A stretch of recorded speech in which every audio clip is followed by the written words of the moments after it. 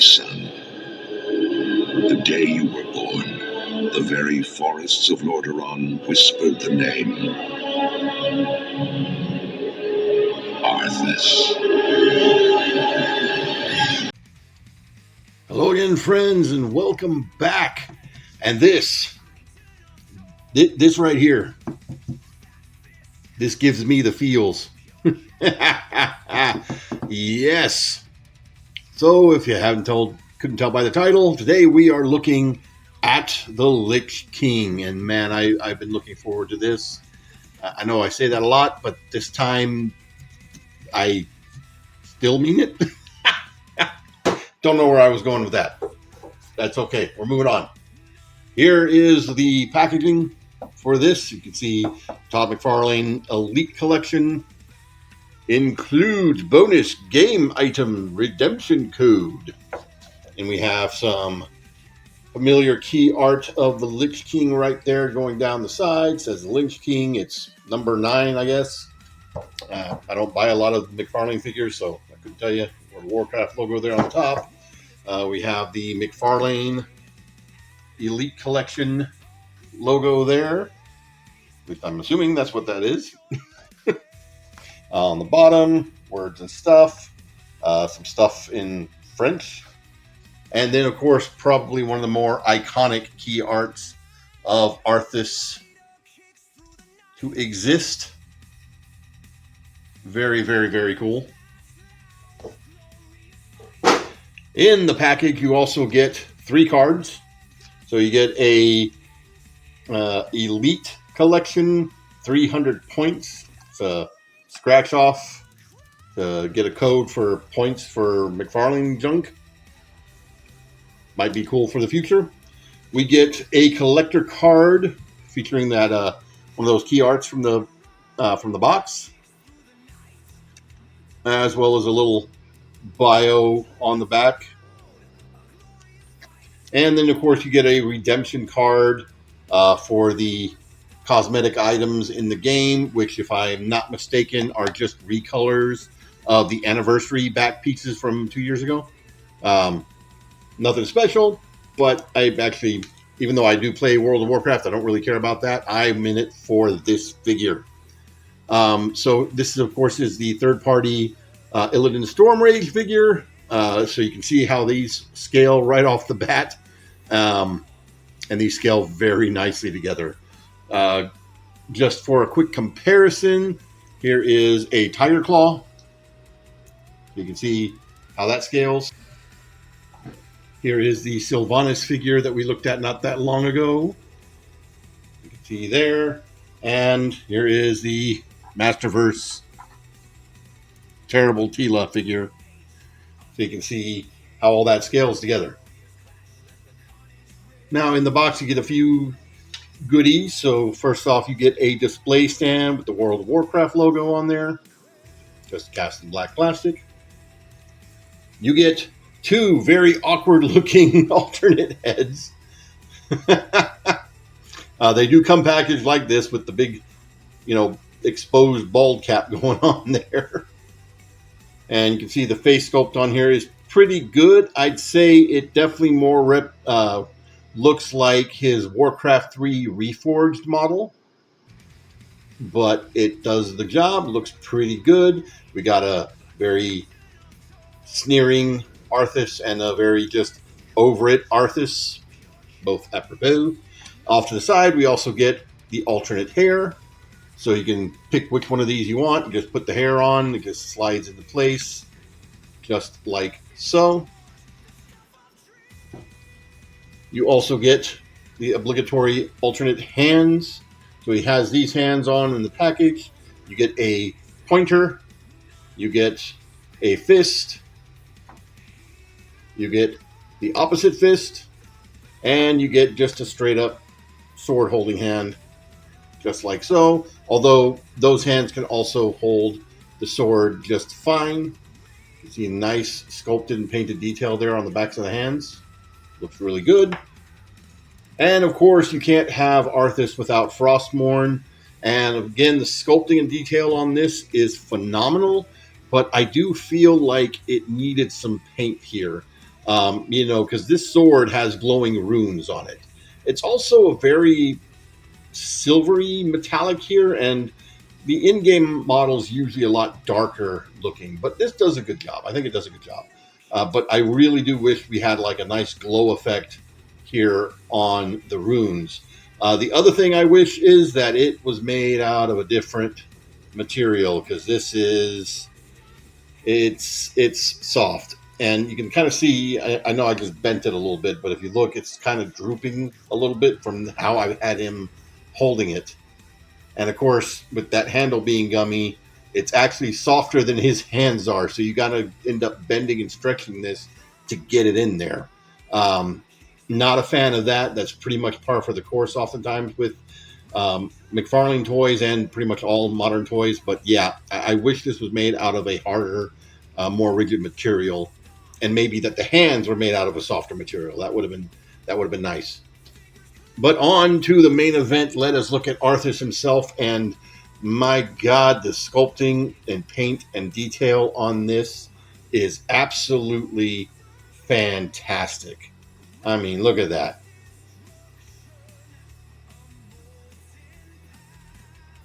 We got the pauldrons, the spikes and the skulls, the one big skull over here.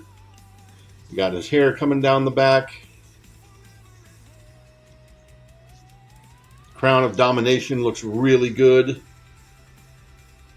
They also did a nice paint effect around the helmet to sort of give that glowing look. But I do wish that, since this helmet's not removable, it's just part of the head sculpt. If they were going to do that, I wish they would have sculpted out or glued on little clear smoke looking bits coming off the sides. You know what Arthas looks like. You know how that glow, sort of cold flame comes off the sides of his eyes.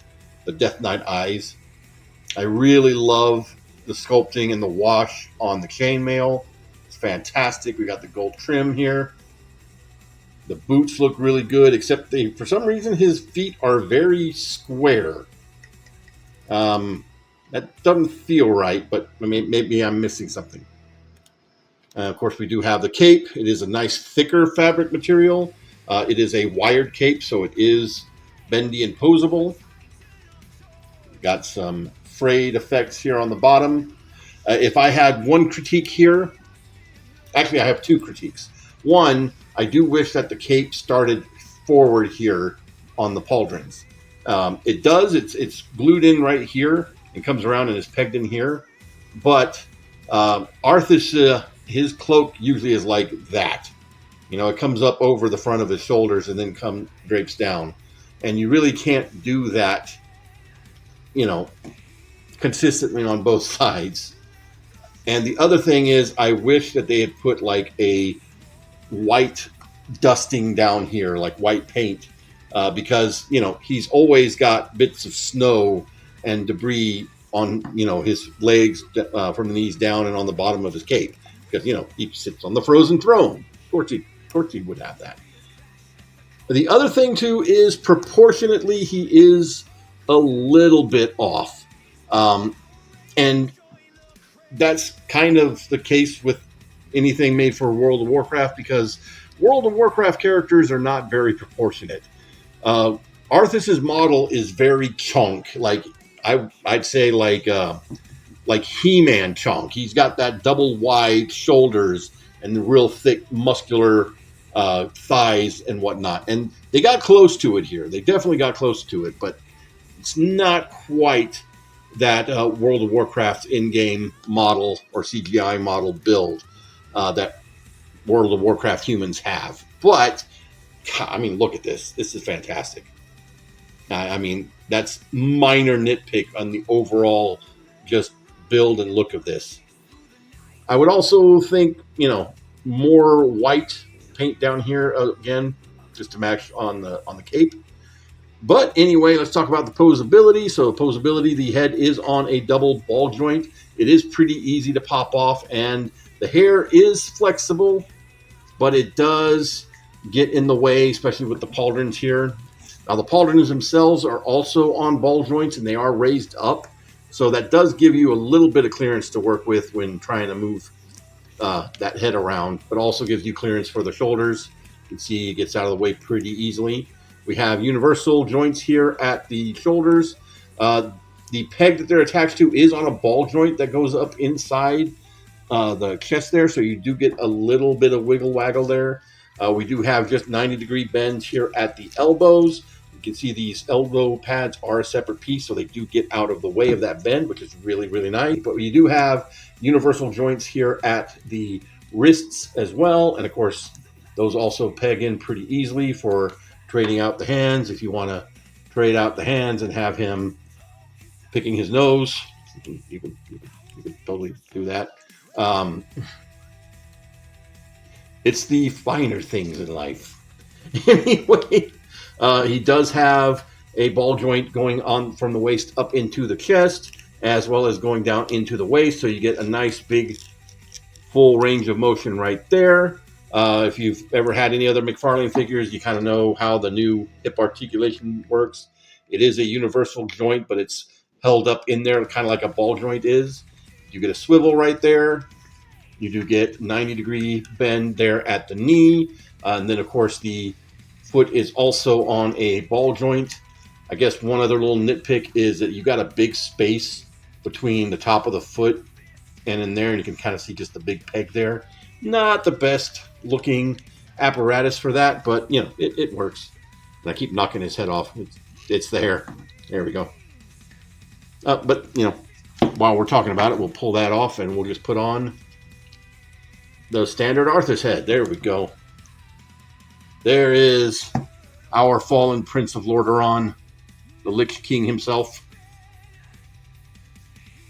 And, of course, you can get the sword in his hand, but like I mentioned before, these hands are very, very, very rigid, and the sword is not. So you're going to be kind of squeezing and twisting that into place. But he can hold it, and, of course, he can do like from the cinematic, just like so. Now, the one nitpick I'll have for the articulation really does come down to these shoulders. These are unfortunately pretty loose. They're not stupid loose, but they're not far from being stupid loose. Now, as this is just a universal joint, I should be able to get in there with some kikis and get that tightened up. But I kind of hate that I would have to do that, because this is also not a cheap figure. So, guessing because just of the size and the fact that it's a limited release, you know, elite collection, he is a $50 figure. And I don't like the feel of having a $50 figure, especially if it's got minor qualms. But at the same time, I mean, just look at this guy. They nailed this. Minor nitpicks aside, this is a fantastic Lich King. And definitely been better than any of the third-party Lich Kings that I have seen that I don't have, because, you know, yeah, I'm very particular about my Warcraft figures and what they should look like. And so I'm very, very happy with this. And I'm hoping that this is a sign of more things to come from Todd, because there is a vast array of some very toyetic characters from World of Warcraft, and I would really like to see some of those get some love. Like, we need a really good Thrall, and hey, you know, with Thrall you can have some interchangeable heads and change them out for Doomhammer. You know, yeah, that'd be easy. But anyway, I picked this guy up at Target. I originally did have him in pre-order from Entertainment Earth, but online he's actually more expensive, not to mention shipping. And in Target, he's like $49.99, and on Entertainment Earth, he was like $59.99. So if you can find him in store, I would highly recommend looking for him that way as opposed to buying him online. But I do recommend him if you can find him. That's going to be it for me, guys. Y'all have a good one.